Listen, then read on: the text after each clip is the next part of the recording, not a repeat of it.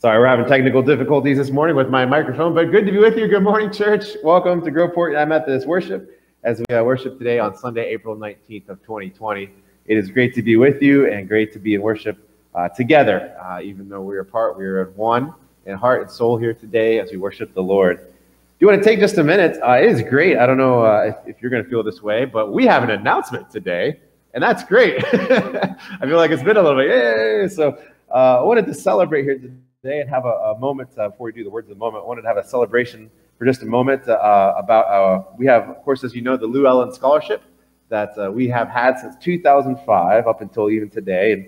And we have given 18 scholarships over the years for $9,500, and we're excited to announce, I know some of you saw in the prayer chain already, but we're excited to announce that Katie Cordell is officially a recipient, that is, of the scholarship this year. So Katie, if you're watching this, we are proud of you. We love you so much. And we're excited to support you, be behind you. And we know in the days ahead, you'll be able to use that in some ways here. And we don't know exactly when exactly, but we know that you'll have the opportunity. And we're so proud of you again and excited to be part of that. So do have that announcement here today.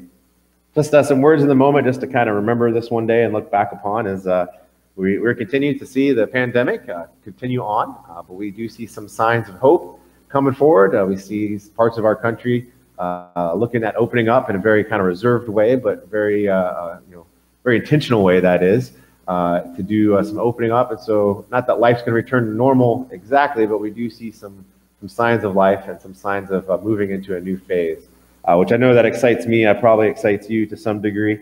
And of course, we want to be in prayer for that we do it wisely, and that whatever unforeseen things that come up, that of course our leaders do their diligence to do all that needs to be done. And so as we go through these days, we're seeing different voices talk different ways. It's just interesting to see a lot of protesters out nowadays, a lot of news catching that.